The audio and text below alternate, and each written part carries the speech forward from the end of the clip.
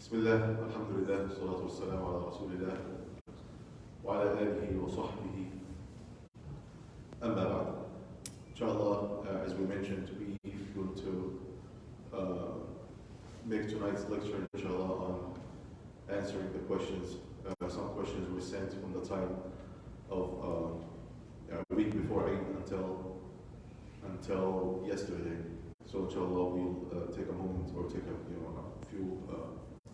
few moments to answer these questions. And if you have a question here, you all get a preference.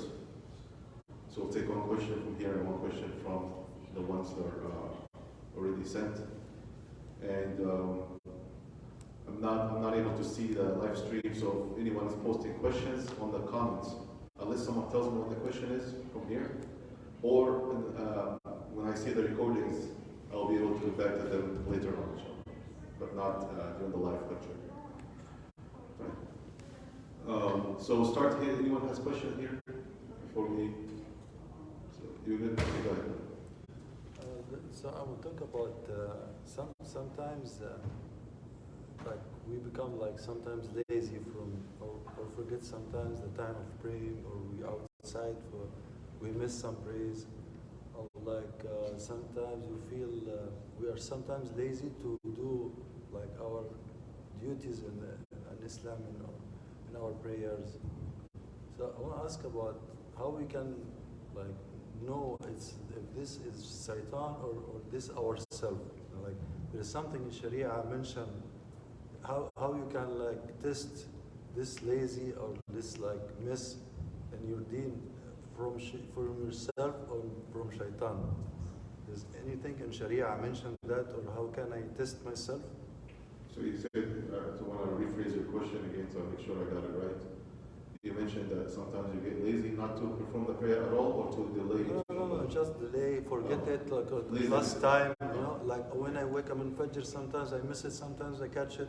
Okay. So this is from, I don't know actually, sometimes.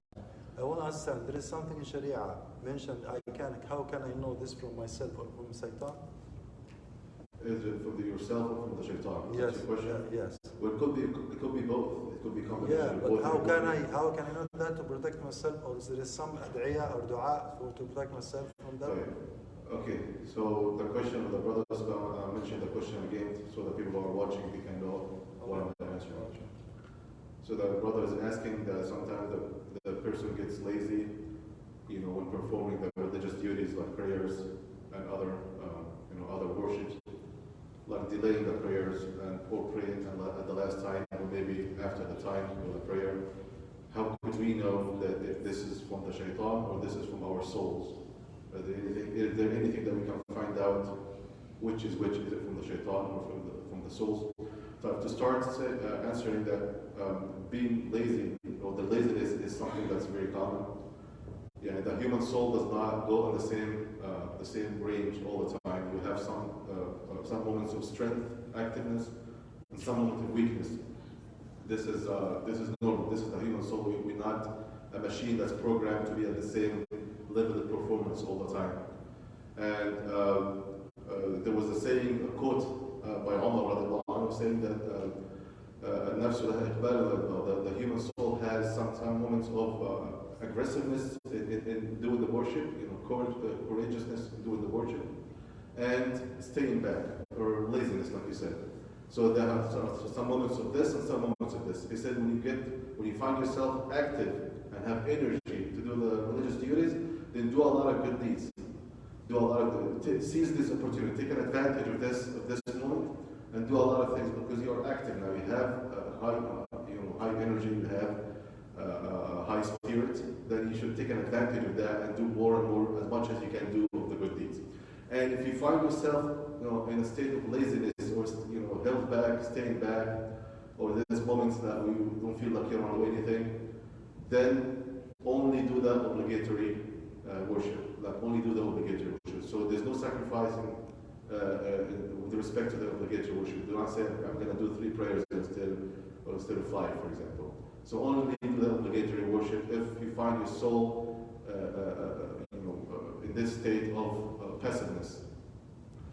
Right. So that tells us that this is from from the human soul that tells us that Prophet that Umar radiallahu anhu suggests that the human soul has these moments of ups and downs. So that tells us that this is the nature of the human soul. In addition to that, it could be also the shaitan. The shaitan, when he finds you in the state of laziness, that he comes and he makes it even worse. You know, why do you have to get up now? Or maybe he can do it at the end, at the last moment.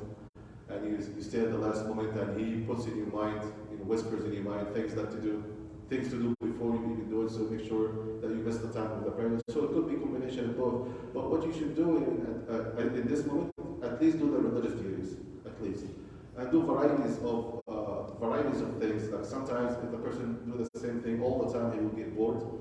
Do varieties of things. For example, you may instead of reading, for some people have a habit of reading. And sometimes they get bored. Maybe watch something instead of reading. Do something, visualizing the knowledge instead of reading it. So do varieties of things in order to get rid of this state of pessimism or negativeness. So it's normal. I mean, it does happen sometimes. Especially that happens especially after seasons of the high seasons, like after Ramadan. And that's very normal after Ramadan. Look at the masjid on the 29th of Ramadan and the masjid in the second day of Eid. And you'll see the difference. Take a picture between this Isha prayer the last day of the Taraweeh and Isha prayer on the day of Eid, actually the second day. Take a picture of any masjid in the whole world. We would just also, we would gone through a high season, that season of 10th of the Hijjah, the 10 days of the Hijjah. That's also a season of good deeds, where people usually tend to do fasting and do the udhiyah, or some of them they go for hajj and so on and so forth. It's a season of high spirit. Usually the human soul tends to slow down after this season. Usually, but I mean this is not a common law, but usually. So if you find your soul is slowing down or getting lazy, do that obligatory worship as much as you can. Seek help with Allah subhanahu wa ta'ala. Remember Allah a lot. Remembering Allah is a positive energy that you feed your soul with. Remembering Allah a lot. This is feeding your soul with positiveness. We had our youth bonfire last time. We had it here. We mentioned that your soul or your unconscious gives you a lot of negative thoughts in your mind all day, and you should filter out these negative thoughts and focus on the positive ones. That's why Allah subhanahu wa ta'ala says, like remembering Allah a lot, it gives you a lot of positiveness in your body. Allah says, for example, if you meet your enemy, then be steady, be strong, be firm, and remember Allah a lot. So Allah prepares you to be positive. So remember Allah a lot is a good thing. Doing variety of good deeds are also good things. Maybe you want to visit call your family, strengthen your family ties. That's a good deed. I don't know, maybe visit sick people in the hospital to thank Allah for the blessing of being healthy. That's a good deed. You do a variety of things in order to save yourself from this boring state. Is that okay? Now we'll take one question from here. So the first question that was given, and the questions are listed in the order in which they were received. The first question was, can a wife offer the udhiyah on behalf of her husband or her family? So the udhiyah is good enough for a person if he is a single person, or for a person and his family. For a person, if you are single, it doesn't matter if you're male or female. The gender does not matter. If a man lives by himself, all right, and he is working by himself, he's a single man, lives by himself, then he will do udhiyah on behalf of himself. If it's a woman, the same thing will apply. She will do udhiyah on behalf of herself. If a person is married, then the udhiyah will be for his whole household, for the household, for whomever under him, whoever under his care. That could be a parent. If your parents live with you, for example, then the parents will be included. If your grandchildren live with you, the grandchildren will be included. If anyone lives in your household and you are the head of the household, then one udhiyah, one animal, one sheep or one goat, or a seventh of cow or camel will be good enough for the whole household. If the woman is a single woman, she lives by herself, she can do udhiyah on her behalf if she wants to. If she is married, and she can do it on behalf of the household, yes, on behalf of her husband and her whole family, yes. If, for example, if she found her husband, for example, again in Islam, the woman has her independent, and when it comes to the finance, she has an independent, source. She has her independent financial situation, so she can help her husband. For example, if she finds her husband is unable to give the udhiyah and she wants to help him and to buy it on his behalf, that's okay. Yeah. So she can do that. Yeah. It doesn't matter. So the udhiyah can be practiced regardless if you are male or female. It doesn't matter. But it will be good enough for the whole household. Okay? So if the man buys, gets the udhiyah, it will be good enough for himself and his wife, his children. If the woman gets the udhiyah, it will be good enough for herself, for her husband, and for the whole household. And the second question, any question here? So this we'll move to the second question. Any question here? All right. So the second question is: can the udhiyah be done on behalf of a deceased person? On behalf of a deceased person. So someone passed away, and can I do udhiyah on his behalf? So we'll go back to the first question. So that you can include in the udhiyah those who passed away. There are a few forms of doing udhiyah on behalf of a deceased person. First, if the deceased, for example, leaves in his will that I want to do an udhiyah. In this case, it will be duty on you to execute his will. For example, if you say, okay, well, I want udhiyah to be done under my name every Eid, and he leaves this in his will, and he leaves, for example, a bank account, and he says, okay, well, you have to take every year money from this bank account and do udhiyah on my behalf every year, and give the money, give the meat to the poor. Then in this case, you will have to do it. You have to execute his will. Or if you want to do it voluntarily, he said, please, someone tells his son, if you have money, then do udhiyah on my behalf, because I want the reward to be done. I want to still get the reward in my grave, for example. Then in this case, it will count as the sadaqah. The Prophet says, when the son of Adam dies, then all of his deeds will come to an end except three things. He mentioned sadaqah jariyah, continuous charity. It may count as a continuous charity, like someone buys an udhiyah and he gives it on the behalf of his father who passed away, or his uncle whoever passed away, and he gives it to the poor on his behalf as a form of continuous charity. That also can be okay. Or if, for example, the person's father or mother passed away, he can include them in the udhiyah that he buys for himself and his family. So you have, for example, a family of 5. Okay, and for example, you can include your parents who passed away. You say, I'm going to do also on behalf of my parents who passed away. They are included in this udhiyah, and inshallah they will get a share of the reward. The Prophet ﷺ used to do the udhiyah when he did the udhiyah on behalf of his wife Khadija who passed away in Mecca. So he used to include her in the udhiyah, and on behalf of his household, and he would mention that Khadija is among the household members, and she has already passed away years ago. So you can include a deceased person to be a member of your household, or if the deceased person has left, something in his will, or he made this in his will, then in this case you will have to honor his will and to do it the way he mentioned. Yes. So I just wanted to clarify. So the 3 things you mentioned that could benefit you from after you pass away, right? Yes. One is a continuous charity. Yes. So I did mention 3 things. That's yeah. right.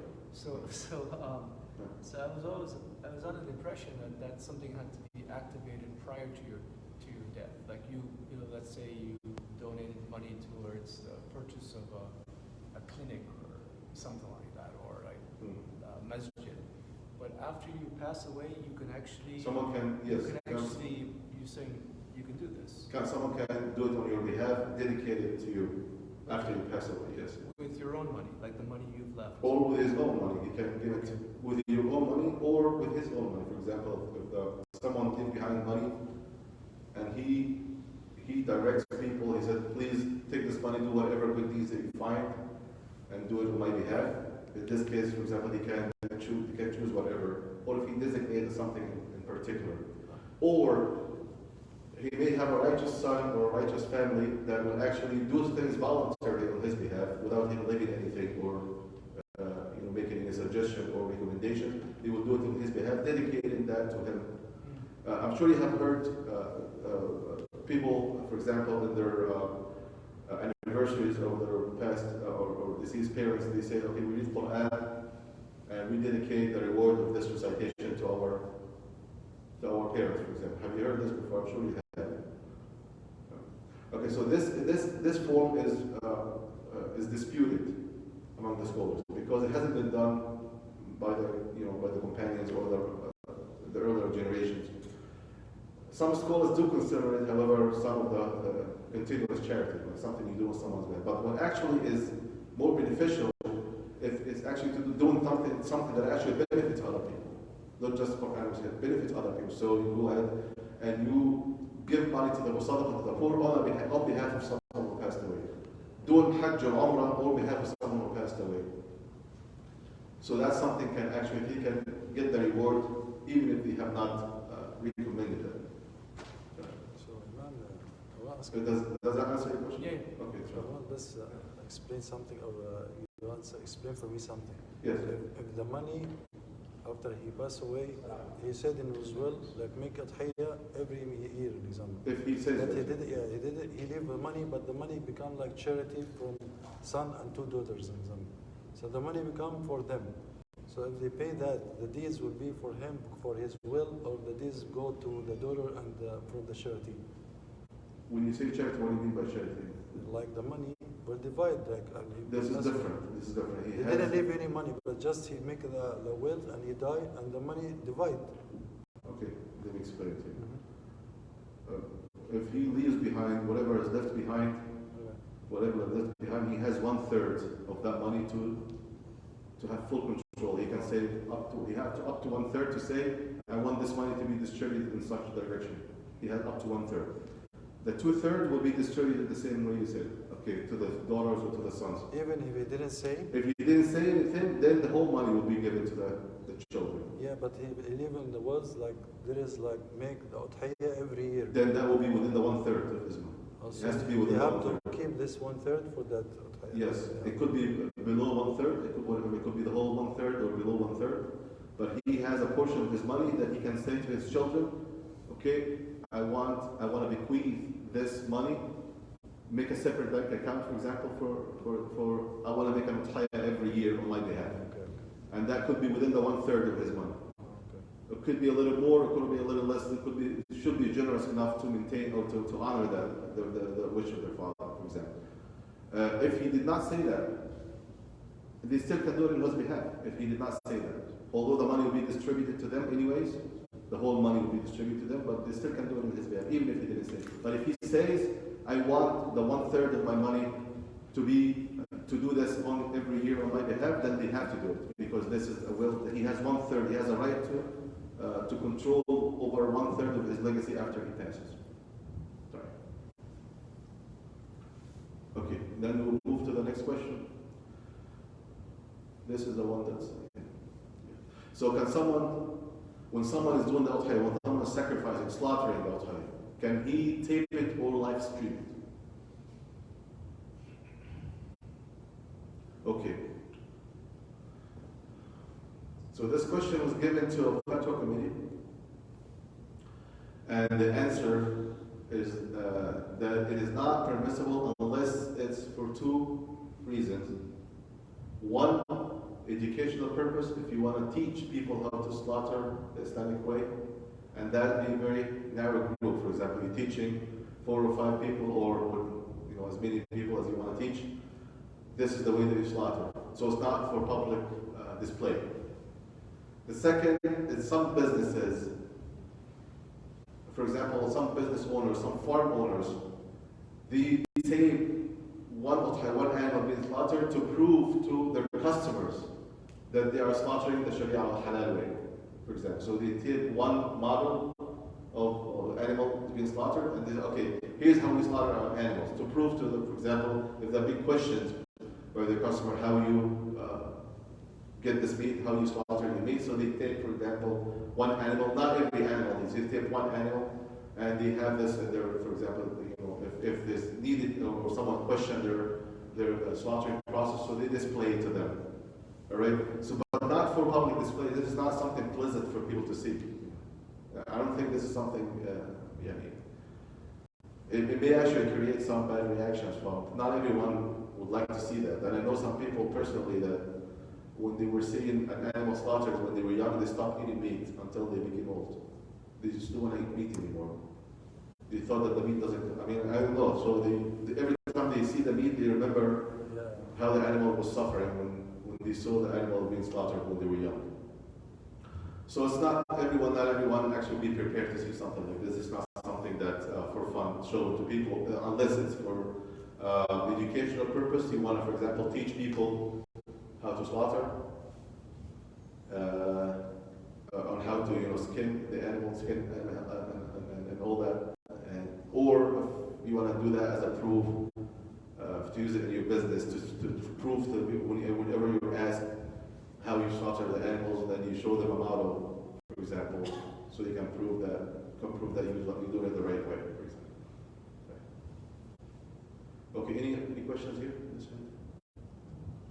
Yes. I had a question about Tadhiyah, and I wanted to ask about I know Tadhiyah is a common thing to do in Eid, but is it something you can do outside of Eid or outside of a specific time of the year? Is it something that you can do any time of the year and pass it to another person as a family? Can you do that any time of the year? That's your question? Basically. You can do that any time of the year, but it won't be as a Tadhiyah. It will be just a meat for you, for the household. A meat, you can slaughter any time you want, but the Udhiyah is a ritual. It's an act of worship that has a specific time frame and has specific requirements for the animal that's being slaughtered. This ritual must be done within this time frame. Okay? And if you want to slaughter any animal outside this time frame, you can, but it won't be the one that counts for the Eid. You know what I mean? It won't be the Udhiyah. This is called Udhiyah. If you do it any time of the year, you can, and you do not have to meet the requirements also. So, I think going to come one of the questions, one of the requirements is age. There's age requirements. There's a time frame requirements. There are other requirements also. The animal time requirement that you have to sacrifice certain type of animal. Not every animal will count as an Udhiyah. Can you sacrifice deer, for example? Huh? Can you eat deer? No. I've seen people. Huh? So why can't you sacrifice deer in Eid? Tell me, I'm asking you. I know you can't eat deer, but what can't you do? Go ahead and go to the farm and get a deer and sacrifice deer in the Eid. The story of is the catch. because the story of Prophet Ibrahim. Okay, so because Allah said in the Quran, it's Bahimat al-An'am. Called Bahimat al-An'am is one type of animal. It's either cows, camels, sheep, or goat. ثمانية أزواج من الضأن اثنين ومن المعز اثنين ومن الإبل اثنين ومن البقر اثنين. Allah mentioned that can be slaughtered in this particular time frame. So not any animal that's eatable can be slaughtered on the Eid, I'm saying. So only the specific time. If you want to do that outside the Eid, you can. You can do that any time of the year, but you can do any animal, and you do not have to be restricted with the age or with the time frame. You can do that if you want to go ahead and deer hunting, do deer hunting on the whole year. You can do that if the state allows you to do that, and you can eat any time of the year. You can slaughter sheep or goat any time of the year. You don't have to be restricted by the age. But in the Udhiyah, it has a time frame that starts from after Eid prayer and it ends before Maghrib prayer that we did today, before the Maghrib prayer of the fourth day of Eid or the third day of Tashriq. This is the time frame for it, and there's an age requirement of the animal, the kind of the animal that's required, and the age required also. So this is the ritual that Allah subhanahu wa ta'ala gave for us. So you can, other than that, you can do any animal throughout the year. So Imam, the age, like the maximum age. I'm going to come to the age. This one question was asked about the age. So before we go go to listen. There's another question. As can I? There was a cow that's 1 year and a half, a year and a half old, baby cow, a year and a half old. Is it okay to slaughter this cow? It's a year and a half old. The minimum required, the age requirements of the cow, minimum is 2 years. 2 years for cows, 5 years for camel. And when we say 2 years, he has completed, the cow completed 2 years and going into the third year. She completed 2 years and going into the third year. The camel completed 5 years and going into the sixth year. The sheep, 6 months and going into their seventh month. The goats, 1 year or older. Okay, so that's the age. Who made this age requirement? Huh? The Prophet ﷺ. He's the one who determined this age. Okay? So the Prophet ﷺ gave exact description of the animal and its age, and it must be free of certain defects.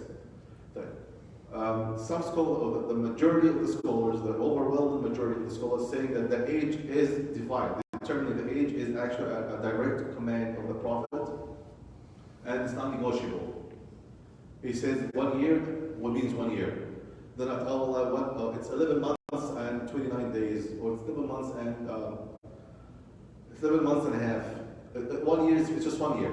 Just make sure it's 1 year. I'm not sure if you can have access to the birth certificate to find out exactly by day. But anyways, there are ways to know how old the animal is, by their teeth or by if you know exactly when they were born or by their looking into their teeth. Right. So the majority of the scholars says the age is not negotiable. And it was recorded in the seerah of the Prophet ﷺ that one companion asked the Prophet ﷺ for an exception. The Prophet ﷺ gave him the exception. He said, I will not do this to anyone after you. So this is only for you and it will not be for anyone after you. And the Prophet ﷺ said that to him. The companion is named Abu Burda. The Prophet ﷺ says that this exception is only for you and it will not count for anyone after you. So based on that, the companion said the age requirement is a command of the Prophet and it's not negotiable. It's just something that you have to abide by. And the udhiyah, as we mentioned, the udhiyah is something that you have varieties of animals to choose from. You do not have to, just be restricted to cows, or you have sheep. You can look for sheep or goats or other types of animal that can be slaughtered. In addition to that, it's also the udhiyah is not mandatory, so you may skip if you don't find the age requirement. You may skip it. You don't find the age, you don't find the right animal. So what are you going to do? That being said, some scholars, they looked at the age requirement and they tried to search for the effective cause of the Prophet ﷺ made this age requirement. They said it must be because this is the age when the animals usually have enough meat, and this meat the animal is eatable. The animal now can be slaughtered and makes a good amount of meat. So that's why the Prophet ﷺ said the age on that basis. If you find this in an animal that's below the age, it will work. Some scholars say this, and that's minority. There's a fatwa actually was given by some scholars but this is a minority opinion. This is a minority. They said, for example, they say the cow, when the cow, for example, reaches 700 pounds, here they immediately slaughter the cow. You don't leave it here. That's in the U.S. They don't wait until the cow be heavier than 700 pounds. And usually 700 pounds, that's the age of a year and a half. They don't wait until it's 2 years. So that's why the question came from the person who said, well, I can't find a cow that's 2 years old. But anyways, so if you don't find a cow that's 2 years old, to be on the safe side, just go look for a sheep, for example. Go look for a goat. You don't have to stick with this cow. You have other alternatives. Some scholars say you can if the animal actually has a lot of meat, but it's a little bit younger than the age that was set by the Prophet. You may go for it, it's okay. But the majority of the scholars say the age is actually non-negotiable because it's a direct command of the Prophet. Any question? Some countries in the Middle East, they slave camels like 1 year or 6 months or 10 months or 1 year and a half, because when they become old, the meat will be very hard for camels. So if this reason to change it, or this is like Camel must be 5 years at least to be counted as a some people like sleep it is young because the meat will soft, not hard like old camels. It will count as a meat for your household, not as a udhiyah. No, if they make it sleep as udhiyah, is accepted or not? Well, that's what I just answered this question. So the question is, the udhiyah will have to be restricted by the age. The Prophet ﷺ said. But some fatwas in these countries, they said the meat become hard, the camel, and they sleep it before. They slaughter something else. Go ahead and slaughter a cow, slaughter a sheep. Do not. It's a big difference, big age difference, big gap here between 5 years of camel and a year and a half. It's a big age difference between a year and a half and 5 years. If you think that the camel, when it gets old, the meat will become hard or cannot eat it. Or become sour, you cannot eat it. Don't slaughter a camel in the udhiyah. Find something else. If you want to go, this is just go ahead and find something else. The age difference now. So we're talking about the question. We're talking about a year and a half and 2 years. That's almost close even. But 1 year and a half and 5 years, that's not close. Anyway, so again, the majority of the scholars say the age requirement is non-negotiable, whereas other scholars say if it's close enough to the age and has more meat and has a lot of meat, then it might be okay. But the example you mentioned is not close. That's a year and a half and 5 years. That's not close. Right. One last question about the udhiyah before we move to another topic. If you forget to say Bismillah, forget to mention the name of Allah before you slaughter, will the udhiyah count? And we answered this before in Ramadan, but there was a question that said someone must have forgotten to mention or say Bismillah. Right. The scholars differ in this regard. Imam Ahmad says if you forget to say Bismillah Allahu Akbar, it will not count. Imam Abu Hanifa says if you forget, you did not make it. You did not forget. You did not make an intention. You did not intentionally miss or not saying the name of Allah intentionally. If you forget, it's okay. If you did it intentionally, it's not okay. Imam Shafi'i says it doesn't matter even if you did not mention the name of Allah intentionally, it will still count as a udhiyah. And he answered when he was asking, when he was given the verse from the Quran saying, وَلَا تَأْكُلُوا مِمَّا لَمْ يُذْكَرْ اسْمُ اللَّهِ عَلَيْهِ. Do not eat the animal upon which the name of Allah was not mentioned. He answered with another verse and he says, أَوْ فِسْقًا أُهِلَّ لِغَيْرِ اللَّهِ بِهِ. The thing is, if you mention a name other than the name of Allah, that's what matters. But if you do not mention the name of Allah at all, intentionally or forgetfully, according to Shafi'i, it will count. If you do not mention the name of Allah intentionally, it will not count according to many of the scholars. Intentionally. If you forget, the majority of the scholars say it's okay. رَبَّنَا لَا تُؤَاخِذْنَا إِن نَسِينَا أَوْ أَخْطَأْنَا. Because forgetfulness is pardoned. Forgetfulness is forgiven in many of the acts of worship. Okay? So if you forget to mention the name of Allah, according to the majority of the scholars, it's okay. If you did not mention the name of Allah intentionally, according to the majority of the scholars, it's not okay. Whereas the Shafi'i say it's still okay to him. Can you appoint? Yes. I was going to ask about the origin of the tadhiyah and the story behind it. And there's a story about the children of Adam and one of his sons sacrificed a sheep or a lamb. Not Adam. The udhiyah comes from the Prophet Ibrahim and his son. Yeah, and that's the other story. But I wasn't sure. That's my question. What's the origin of this story exactly? No, the udhiyah is the Ibrahim is a famous story of Ibrahim sacrificing his son. Yeah. This is I'm not sure where you got the Adam story from. It's just a connection with the sheep and the lamb, that's all. So the part of the sheep with the story of Adam is that when both of the sons of Adam were asked to give qurbani to Allah, because the udhiyah that we do in the Eid, this has to do with Prophet Ibrahim and his son. This basically, that's what it is. This is everyone knows this. So, whereas the Adam part, there was mentioned that when the two sons of Adam, Qabil wa Habil, or Cain and Abel, or Abel, they both, what happened is that the marriage, the rules of marriage at that time is that you can only marry your non-twin sister, okay? Because there's only one family in the whole world. There's one family. That's it. You're gonna have to deal with it.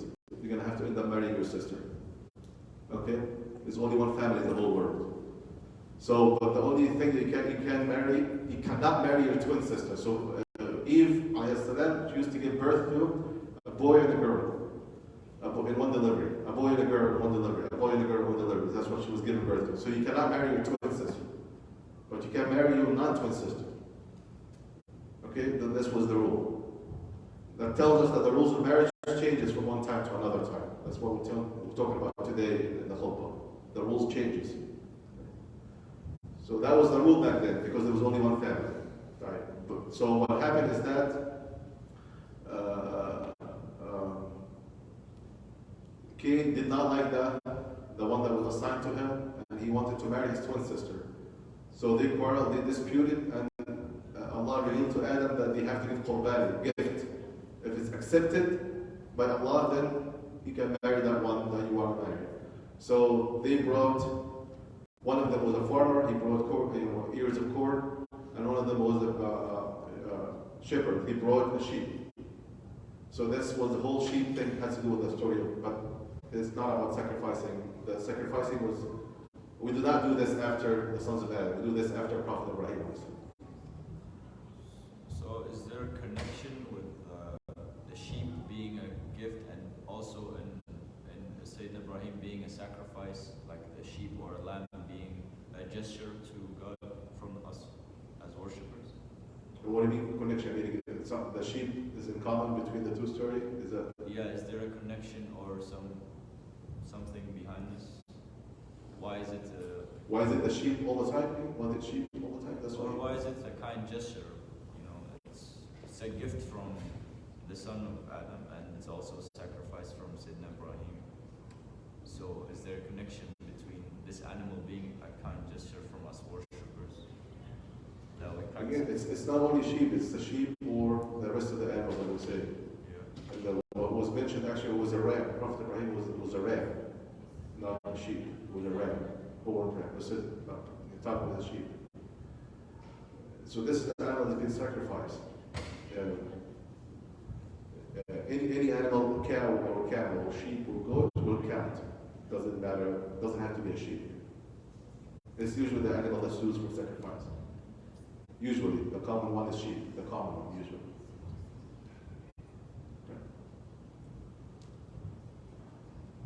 Okay. So now, one last thing about can a non-Muslim slaughter your udhiyah? Can a non-Muslim slaughter your udhiyah? It has to be, if it's a non-Muslim, it has to be kitabi, a Jew or a Christian. It has to be kitabi, a Jew or a Christian. And Abu Hanifa and Shafi'i say it's okay. Abu Hanifa and Shafi'i they say it's okay. Whereas the only one who says it's not okay is Imam Malik. He says it's not okay. Right. If you find a Muslim to do it, that will be the best way, of course. If a non-Muslim end up doing it, it has to be a kitabi or a people of the book, a person of the people of the book. Okay? Right. So we're done with the udhiyah. And then we move into another category, which is a question says, can a woman make wudu and pray while having a makeup on or perfume? Or make perfume and makeup. So to answer the question from if the prayer is valid or not, if, for example, the scholar says, we're not talking about the part of can she have a makeup or not. We're talking about if she's already having a makeup on. Is the prayer valid or not? If the makeup will allow the water to reach the skin, then it will be okay. Some type of makeup will make will be water resistant. Will actually not make the water reach the skin, and that's common, very common in nail polish. Nail polish will actually not make the water reach the nails, which will be the wudu will be incomplete, and so the prayer will be also incomplete. or the prayer will not actually count. So if the woman, for example, makes wudu and then puts the makeup on, and that's okay. Because unless the makeup is made out of things that are impure, that come from pigs, or just make sure it's not something impure. I'm not sure what they make the makeup from. But anyways, the makeup is supposedly to be pure substance. If she puts it on after making the wudu, it will not impact the wudu. Right. If she puts on perfume, the perfume does not impact the wudu. If she puts that on and she prays, the prayer is fine. And that's not an invalidator of the wudu, and it's not something that will actually interrupt the prayer. But this is one part. The other part here, in the religious wise, she's not supposed to put that outdoors. She's not supposed to put perfume outdoors and go in the street perfumed. She can do that when she's home. She can put makeup on as much as she wants to put, and put perfume on and pray in this condition. That's fine. So that answers the question. So as far as the prayer is concerned, as far as the validity of the prayer is concerned, the makeup does not invalidate wudu, unless she makes wudu on the makeup, when the makeup on, and there is, the makeup will actually prevent the water from reaching the skin. That's the only problem. And I believe nail polish does that. Nail polish doesn't prevent the water from reaching the nails, so she has to make sure that the water is actually reaching every part of her body that she makes, that she trying to intend to wash. It's the best scenario is that she make the wudu first and then put the makeup on. I'm talking about prayers. I'm not talking about the part that she can she leave the house with makeup on or not. I'm talking about the validity of prayer. The validity of prayer. Okay, the Fatwa committee says that she can put makeup on and she stays home to her husband. She can do that. And she can pray with makeup on. Can she leave with that? This is a disputed thing. Okay, I'm talking about the validity of the prayer now. The question was about prayer, so I'll talk about this prayer part. Any questions? I know many of you are not concerned about this. Any question on the woman's side about this? So guys put cologne sometimes too. It works the same way for prayer. Guys are okay. They can put cologne on. They can live with it.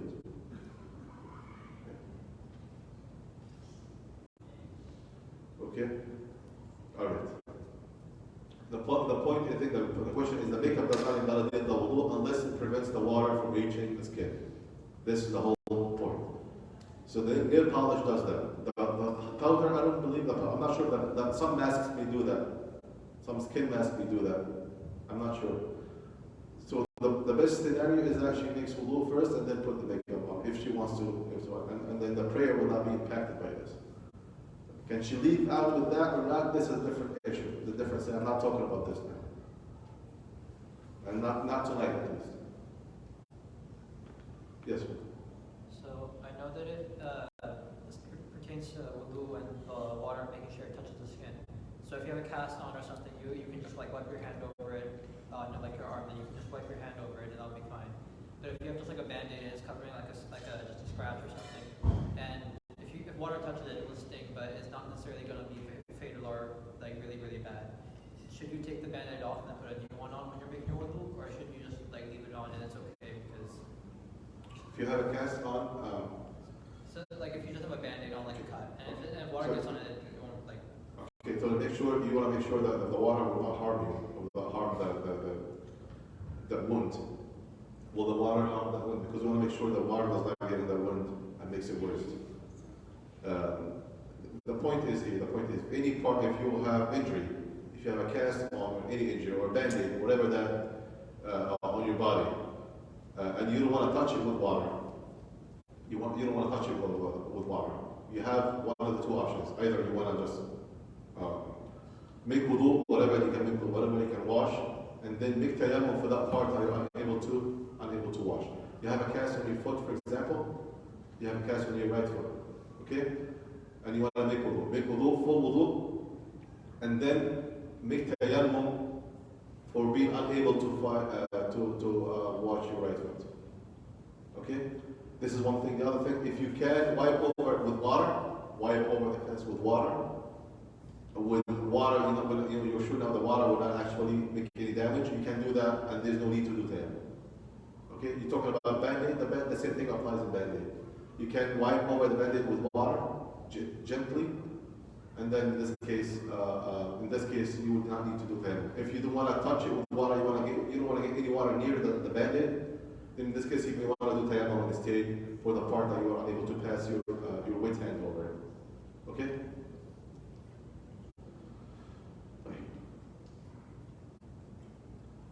Okay, and the next question is that someone is praying, I think this is the last one. No, not the last one, the one before. Okay, someone is praying a prayer, and then when he is in the prayer, he remembered that he missed the prayer before. So he's praying, for example, he's praying now, he's praying Asr, and when he's praying Asr, he remembered that he did not pray Dhuhr. Can you change your intention? Make it for the previous one? No, you can't, because the obligatory prayer, you must have the intention before entering the prayer.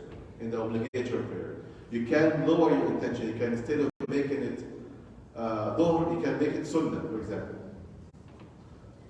Yeah, you can lower the intention from being Fard to Sunnah, but not the other way around. Okay. Some scholars say you have to make sure to do the prayers in order, but if you do not do that, if you do not have intention to break this order, it may be okay. For example, if you are doing, for example, Asr, or if you do, for example, let's just say they did Maghrib prayer now, and when you are doing Maghrib prayer, you remember that you missed Asr.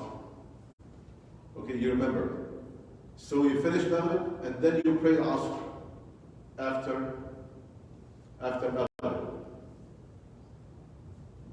The majority of the scholars say this, you did not pray in order, that you have to redo them again in order, because you did not do them in order. They must be done in order.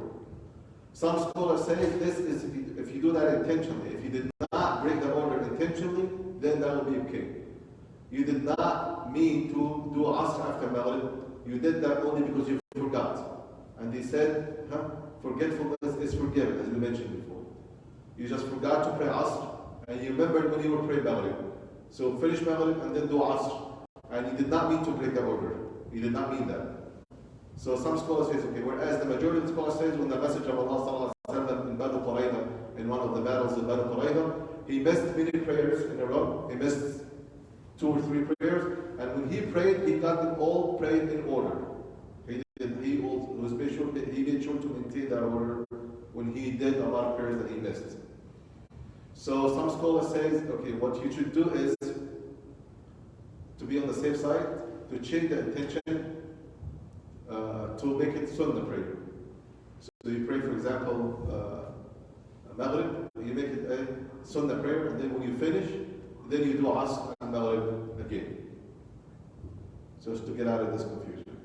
And so whereas some scholars say, you may just finish the Maghrib and then do Asr after that, because he did not mean to break that order, it might be okay. Okay. Even in Jama'ah, Sheikh, I can change my intention in Jama'ah. To make it from Fard to Sunnah in Jama'ah, yes, you can. Even in Jama'ah, and they pray Maghrib, I change my intention to pray Asr. No, not Asr, to Sunnah. Yeah, to Sunnah in the Jama'ah of Maghrib. In the Jama'ah, yes. You can change your intention from being Fard to down to Sunnah, but you cannot do it the other way around. You cannot be praying Sunnah and decide to make it Fard. Because one of the conditions of the prayer, of the Fard prayer, you have to have the intention before entering the prayer. Okay, if you pass by a masjid, and then you want to go and pray, Sunnah prayer, and then you found the Jama'ah going on, you didn't know what they were praying, inside the prayer, you went inside the prayer, you have the intention to pray Sunnah prayer, and then after they have done with the congregational prayer, they told you, oh, we were praying Dhuhr. You said, okay, I'm going to make it Dhuhr. You can't do that. You have to have the intention of praying Dhuhr before entering the prayer. Or at the moment when you make the Takbirat al-Ihram. At the moment when you make the Takbirat al-Ihram, you have to know exactly what kind of prayer you're doing. You can do the lower the intention from being Fard to Sunnah inside the prayer. So you're praying Dhuhr, for example. You pray Dhuhr, for example. But you came to the masjid, for example, and you didn't find no one in the masjid, you didn't know if the jama'ah was done for Dhuhr or not, and you entered and you, by yourself, you decided to pray Dhuhr. In your prayer, you found that a group of people came and they're gonna pray jama'ah, they're gonna make jama'ah for Dhuhr. You can switch your intention when you pray and to make it sunnah and finish your prayer and then join the jama'ah with them. You can lower the intention now. You enter the prayer to pray Dhuhr and you found no one with you. But then later on during the prayer, you found people coming to pray Dhuhr jama'ah. So you switch your intention to make it sunnah prayer, and when you finish your prayer, you can join the jama'ah with them. The same thing applies if you remember that you missed the prayer before. You can change the intention to make it sunnah, and then when you're done, you pray the prayer that you have missed in order. Okay? Yes. So it's okay. So if you're doing like Zuhr or Maghrib, which is 4 or 3, right? It still counts as sunnah if you're doing four rakats and 3 rakats. Yes, it will count. Yes. That's okay. It will count. Yes. Okay. Remember, there is one fatwa before. It was in the Middle East. They said if you like in Jama'ah Maghrib and you remember you missed Dhuhr or Asr, you can like pray it next day after the Dhuhr prayer, like. You can't delay the prayer. If you remember the prayer immediately, you have to pray it immediately. من نام عن صلاة أو نسيها فليصليها حين ذكرها لا كفارة لها إلا ذلك. If you oversleep or if you forget any prayer, then you have to pray the moment you remember it. There's nothing else can make up for it except that. Do not wait until the next. This is a very misconception. You say, I'm going to miss Asr today, I'm going to do it with the Asr tomorrow. No, do it immediately. Do it at the moment you remember. But there's one technical thing here. For example, you come to the masjid, you found that the people are praying at Asha, you come to the masjid at Asha time, the people are praying Asha, and you didn't pray Maghrib. Okay? So the people are praying Asha in the Jama'ah already, and you didn't pray Maghrib. What would you do? You enter the prayer with the intention of Maghrib. Okay? You enter the prayer with them with the intention of Maghrib. So now you enter the prayer with them with the intention of Maghrib. But what would you do? The Maghrib 3 rak'at and Asha is 4. What would you do at this point? What would you do at this point? I think they have to wait. Who has to wait? Make salam. Make 3 and wait until they finish. This is one version. Yeah. So other version, they say you may wanna, for example, if you enter and you do the first rak'ah, you may want to wait until the Imam gets in the second rak'ah and then you join for the last 3 and that will be your Maghrib. Or you enter immediately, which is the most favorable opinion, because don't wait, enter immediately. And then what would you do when the Imam stand up for the 4th rak'ah? Can you make the sleep? Said you cannot make the sleep without the Imam. You sit still in your place until you can stand up and do one more rak'ah until they come down in the sitting position, and then you make the sleep with them. Okay, this is another opinion. Another opinion says enter. This is the strictest, the hardest one. Enter and pray with the intention of nafila, and then when they finish praying Maghrib and Isha again. That's very strict. I mean, that's very harsh, to be honest with you. That one, the lenient one, is that you enter immediately and then sit still until, because sometimes the guy is praying loudly, you may not know this is the first or the second rak'ah. And you cannot ask them, he is not going to answer you if you ask the Imam at this point. Okay? So you enter immediately. If it turns out this is the second rak'ah, perfect. If it's the first rak'ah, then you sit still at the end of the third until the Imam pray the 4th, and then make the sleep with you. Right.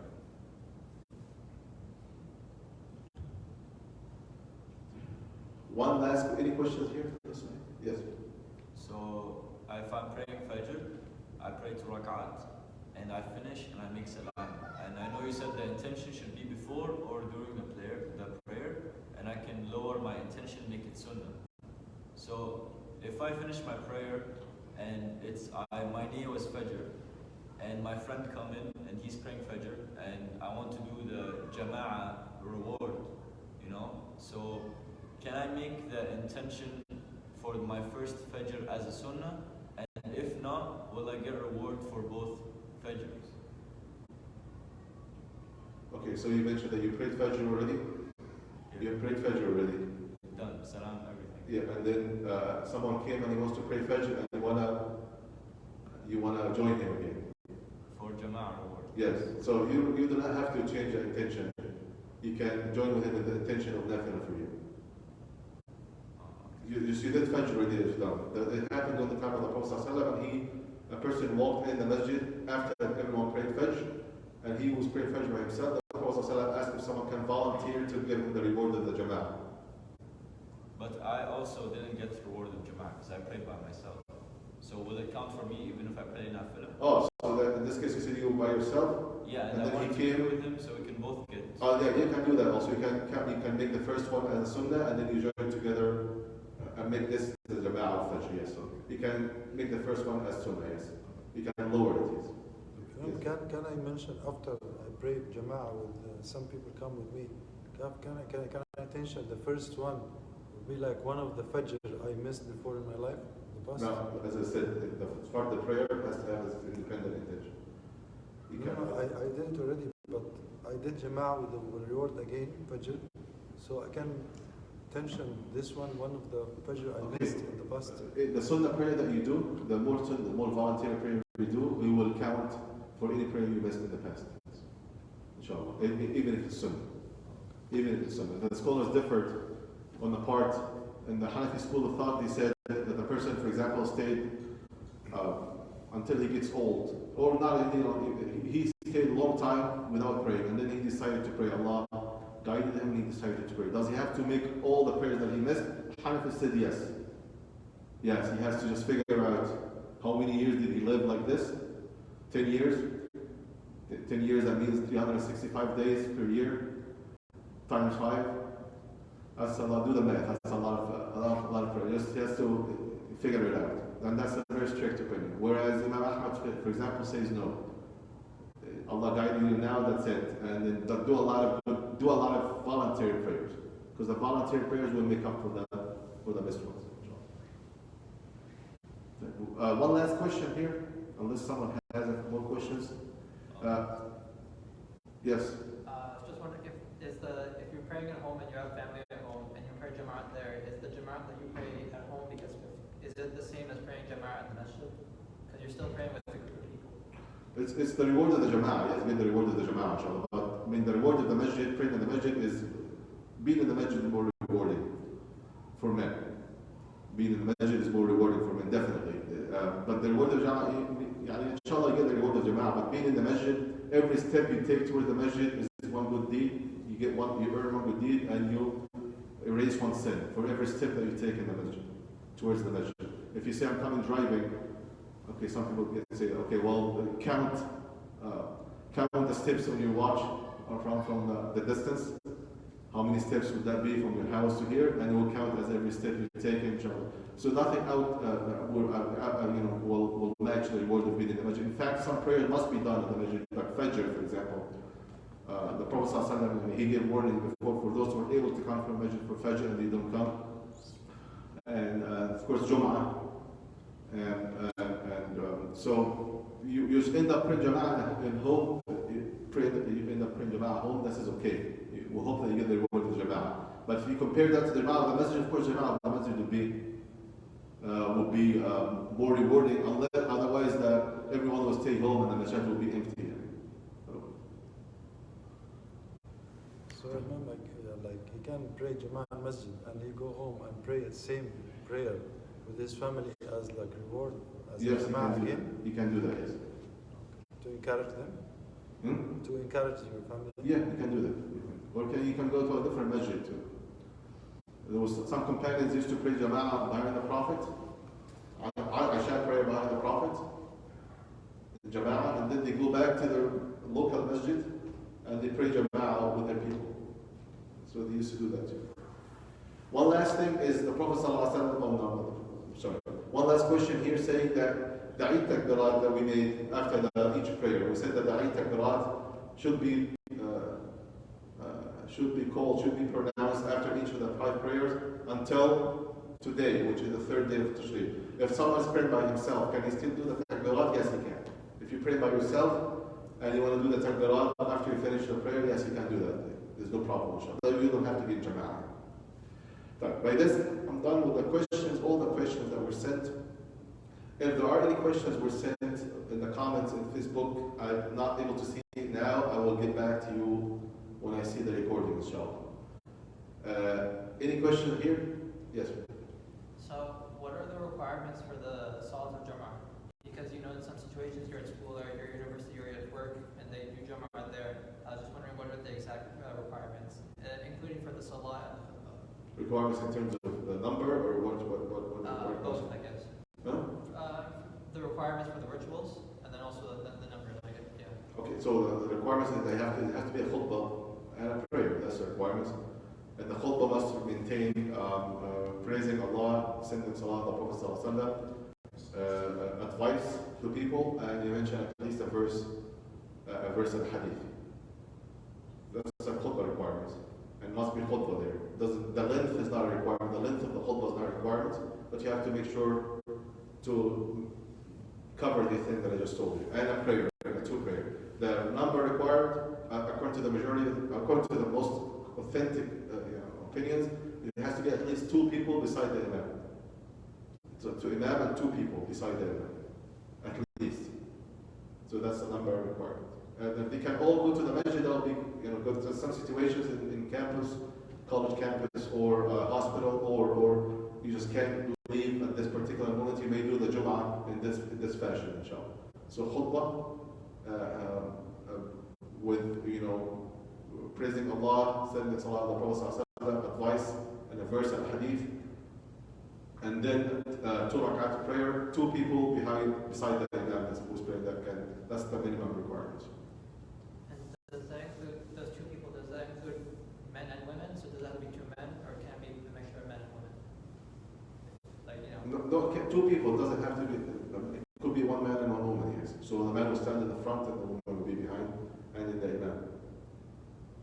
In fact, some people will say actually it's two men, sorry, because women are not required to do the Jum'ah anyways. But if she's already there, you're talking about that situation when she's already there. We hope that could be okay, inshallah. All scholars. We hope that could be okay. All scholars. Because some people say that the number is actually counted by men because women are not required to go for Jum'ah. But we're talking about the person who's already there. So you're not calling for prayer to a college campus. You pray with whoever is with you there. We hope it will be okay, inshallah. Yes, sir. So all scholars say this too? No, some scholars say 12, some scholars say 40. Because, Some scholars, this so the minimum is two beside the imam. Okay. Some say 12 and 14. Some say only one imam and one person, other person. But two beside the imam, this is the lowest number. Yes, sir. So, people do thawab for reading Surah Al-Kahf in Jum'ah. What is the reward for that? What is the reward for that? Yeah, it's like protecting you throughout the week from Friday to Friday. That's what I heard. That's the Prophet ﷺ says a light will come to you that will illuminate your reward until next Friday. This is what the Prophet ﷺ says. In addition, that the first 10 verses or the last 10 verses protects the person from the trial or the Antichrist. Surah Al-Kahf. To get that reward, should you read it in Arabic only, or could you read it in English? I mean, just to get that specific reward. Well, if you can't read it in Arabic, you have to read it in Arabic. If you can't read it in Arabic, you have to read it in Arabic. If you can't, you can't. You read it with whatever language that you understand it. Then Allah will reward you, inshallah, based on your intention, inshallah. But if you are able to read it in Arabic, then you should read it in Arabic, inshallah. Yes, brother. Do we have time for another question? Yeah, go ahead. Yeah. So, if we pray in a chapel or a church, and they have a statue, right? Are we allowed to pray in this, environment where there's like possibly a statue? Okay, so the question here, brother, is asking if you play in a chapel or a church, and there is a statue. Are we allowed to pray? So as much as you can, try to not make this the direction of your prayer. Do not make this as your qibla, like the way that you bow down in front of, or as much as you can. If you can't, that you cannot move it, or you cannot go anywhere else because it's a really tight place, or the place is narrow, then you may want to put sutra in front of you. A sutra, like a bottle of water like this in front of you, between you and that object. If you can manage to go elsewhere, just to go away from that statue, or away from that object, then you will do that. Sometimes you may not manage to do that because, for example, this is the direction of the qibla. You have to be facing this way. So put sutra in front of you. What about covering it, like a sheet or something? Well, if you can do that, that's okay, but without putting yourself in trouble. You may offend people if you do that. It might be seen as disrespectful. Yes, it might be. It depends on where you are. If you go to a church, I don't think they will let you do that. But if you can manage to do that without causing any sensitivities or any feelings of hostile feeling towards you. You know what I mean? Just make sure that you assess your situation. Right. You assess the situation and find out. If you can't... If you were renting the place or space, maybe you would have permission to cover it just during your salah. If you're renting the place, I believe the place will be yours for the duration of the... if you were, like, for instance, just praying Jummah there, renting the space for Jummah. Then in this case, the place will be yours for the duration of the prayer. And then in this case, you'll be covered, yes, because they have full control of the place until you finish. In this case, maybe yes. In this case, you can. But I'm talking about if you are in a place that the people, for example, I visit churches many times, and sometimes it's a prayer time. The prayer time when it comes, I have to pray. Yeah. I'm not going to go and cover the statue or something. I manage to go somewhere where there's no pictures, a lot of pictures around. You find a place. If I find a place, I pray. If I don't find a place, I just make my situation the way it works. I just live with the situation for now. So. Just talking about. Wait. Yes. So if I'm with a friend who's only getting into Islam, he doesn't say he's Muslim, but he's just learning about it, and yes. he's praying with me, Yes. So do I get the reward of Jum'ah for praying with him? No, he has to be a Muslim to count one of the people of the Jummah. But I usually put the intention of just a normal single prayer.